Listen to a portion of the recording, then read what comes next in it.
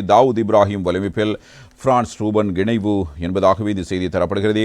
தென்னிந்தியா வழியாக போதைப்பொருள் மற்றும் ஆயுத கடத்தலை நடத்தி வரும் தாவூத் இப்ராஹிமின் வலையமைப்பில் பிரான்ஸ் ரூபன் மற்றும் பட்டுவத்த சாம்ரா ஆகியோர் இணைந்து செயற்படுவதாக இந்திய புலனாய்வு பிரிவு தெரிவிக்கிறது. மேலும் உலகம் முழுவதும் பல நாடுகளில் உள்ள போதைப்பொருள் கடத்தல்காரர்களுக்கும் இந்த கும்பலுடன் தொடர்பு இருப்பதும் தெரியவந்துள்ளதாக இந்திய புலனாய்வு குறிப்பிட்டுகிறது. இதற்கிடையில் சமீபத்தில் திக்கோவிட்ட கடற்தொழில் துறைமுகத்தில் கைப்பற்றப்பட்ட சீதேவி படகிலும் சில நாட்களுக்கு முன்பு மாலைதீவில் கைப்பற்றப்பட்ட படகில் உள்ள போதைப் பொருட்களும் பட்டுவத்த சாம்ராவுக்கு சொந்தமானவை என்ற தகவல்களும் தற்போது கிடைத்திருக்கின்றன.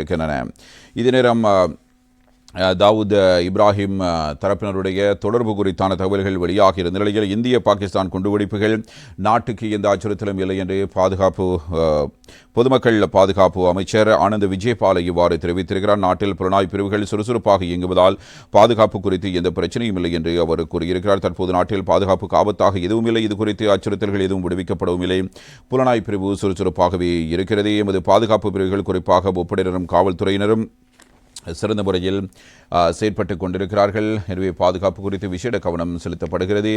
இதே நேரம் தேசிய பாதுகாப்பு குறித்து எந்த பிரச்சனையும் இல்லை, பாதாள குழுவினர் நாட்டுக்கு வர விரும்புவதாக கூறப்பட்டமை தொடர்பில் கேட்கப்பட்ட கேள்விக்கு பதிலளித்த அமைச்சர் அவ்வாறு நான் கூறவில்லை, போதைப் பொருள் கடத்தலில் ஈடுபடும் சிலர் அதிலிருந்து விலக விரும்புவதாகவே தெரிவித்தேன் என்பதாக இந்த செய்தி இவ்வாறு வெளியாகி இருக்கிறது.